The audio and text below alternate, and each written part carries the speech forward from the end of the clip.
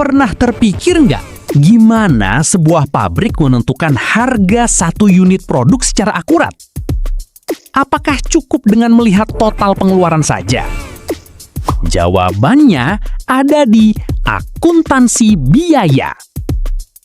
Halo, saya Aldi Fernanda, dan di video ini saya akan membedah proses manufaktur yang saya kerjakan, mulai dari input transaksi hingga mengalir menjadi laporan posisi keuangan.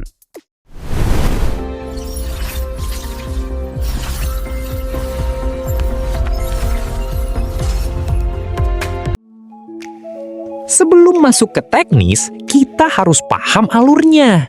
Berbeda dengan akuntansi dagang, di sini kita fokus pada transformasi biaya. Ada 3 pilar utama: bahan baku, tenaga kerja, dan overhead atau BOP. Semua pilar ini akan saling terhubung melalui jurnal, buku besar, hingga perhitungan produk ekuivalen.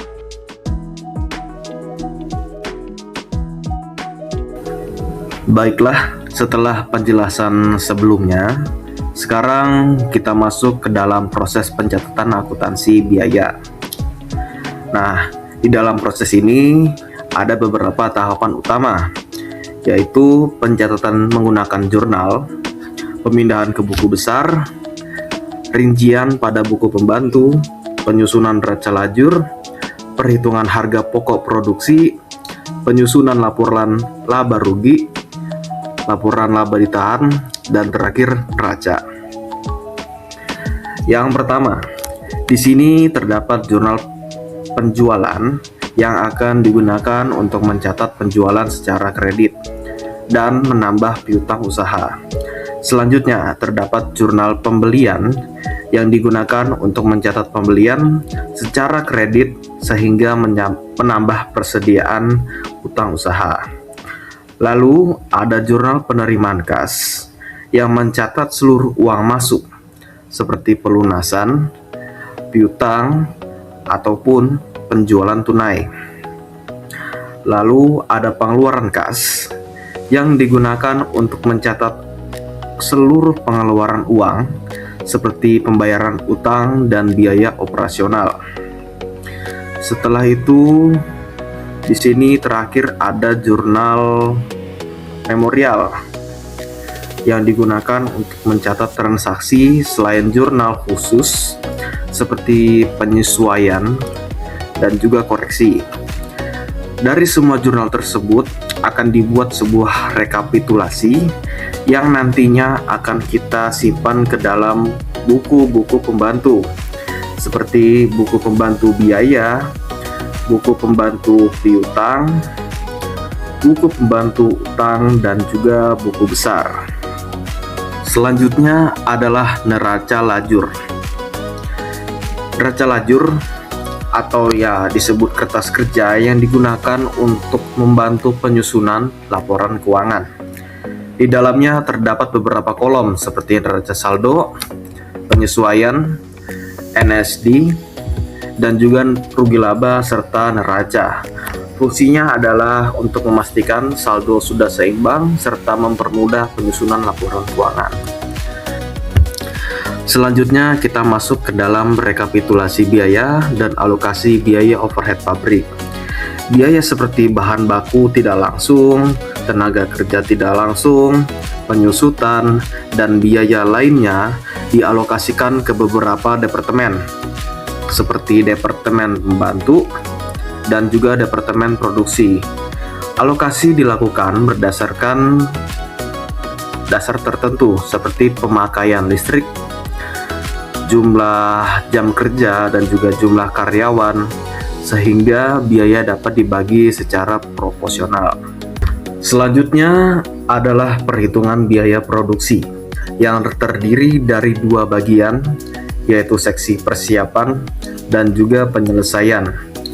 Pada bagian yang pertama, yaitu bagian laporan biaya produksi seksi persiapan, dilakukan perhitungan biaya produksi awal sebelum produk dipindahkan ke seksi penyelesaian. Pada data produksi diperlihatkan bahwa persediaan produk dalam proses awal sebanyak 1.200 meter kubik. Kemudian produk dimasukkan ke dalam proses sebanyak 20.000 meter kubik, sehingga total produk yang diproses menjadi 21.200.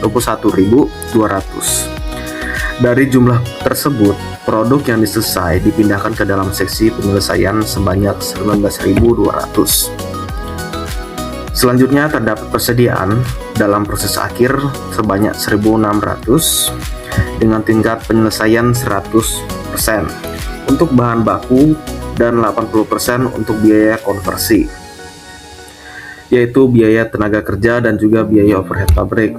Selain itu juga terdapat produk hilang akhir proses sebanyak 400. Pada bagian yang dibebankan di seksi persiapan, terdapat biaya bahan baku, biaya tenaga kerja, dan juga biaya overhead pabrik yang berasal dari persediaan awal serta tambahan biaya selama bulan berjalan. Total biaya dari produksi pada seksi persiapan itu sebesar 4.599.275.720 rupiah dengan harga pokok per unit yaitu 217.851, sehingga diperoleh 21.200 unit ekuivalen. Jadi 19.200 ditambah 400 ditambah buka kurung 1.600 dikali 80%, maka yang diperoleh itu adalah 20.880 unit. Perhitungan ini digunakan untuk menentukan biaya per unit secara lebih akurat karena masih terdapat produk dalam proses akhir. Setelah itu dihitung harga pokok produk selesai, penyesuaian produk hilang, dan harga pokok yang dipindahkan ke seksi penyelesaian. Kemudian LHPP seksi penyelesaian. Biaya dari seksi persiapan diproses kembali hingga menjadi barang jadi. Pada bagian ini dilakukan kembali perhitungan biaya produksi dan produk ekuivalen sama seperti sebelumnya. Sebagai contoh, pada perhitungan PE di seksi penyelesaian, biaya konversi dari produk selesai sebanyak 18.800 unit ditambah produk hilang akhir proses itu sebanyak 200 unit, lalu ditambah produk dalam proses akhir 800 unit, baru dikalikan dengan tingkat penyelesaian 75%, sehingga produk ekuivalen sebesar 19.600 unit. Dari hasil tersebut kemudian dihitung biaya tenaga kerja dan biaya overhead pabrik per unit untuk menentukan total harga produksi secara akurat. Pada bagian ini juga terdapat perhitungan harga pokok produksi selesai, penyesuaian produk, serta harga pokok yang dipindahkan ke gudang. Selanjutnya adalah laporan laba rugi. Laporan ini digunakan untuk mengetahui hasil usaha perusahaan selama satu periode, apakah memperoleh laba atau mengalami kerugian. Di dalam laporan laba rugi terdapat penjualan yang dikurangi dengan harga pokok penjualan dan biaya operasional sehingga diperoleh laba bersih perusahaan, lalu dikurangi oleh pajak, dan beginilah hasil perhitungannya. Setelah itu kita masuk ke dalam laporan laba ditahan. Laporan ini menunjukkan perubahan saldo laba ditahan selama periode berjalan.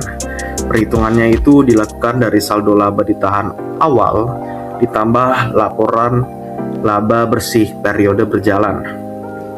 Kemudian dikurangi dividen apabila ada, sehingga diperoleh saldo laba ditahan akhir. Lalu yang terakhir adalah neraca. Neraca digunakan untuk menunjukkan posisi keuangan perusahaan pada periode akhir. Di dalam neraca terdapat 3 bagian utama, yaitu aset, kewajiban, dan modal, atau bisa kita sebut aktiva, utang dan modal. Aset menunjukkan seluruh kekayaan perusahaan, kewajiban menunjukkan hak pemilik atas perusahaan. Pada laporan ini, aset harus seimbang dengan jumlah kewajiban yang ditotal. Kesimpulannya, pada proses akuntansi biaya dimulai dari pencatatan di jurnal, kemudian dipindahkan ke buku pembantu, buku besar, dilanjutkan ke neraca lajur, perhitungan biaya produksi pada seksi persiapan dan penyelesaian, hingga penyusunan laporan keuangan seperti laporan laba rugi, laba ditahan, dan neraca. Seluruh proses tersebut bertujuan untuk menghasilkan informasi biaya keuangan yang akurat serta membantu perusahaan dalam mengambil keputusan. Sekian dari penjelasan saya. Terima kasih atas perhatiannya. Sampai jumpa di video berikutnya. Bye-bye.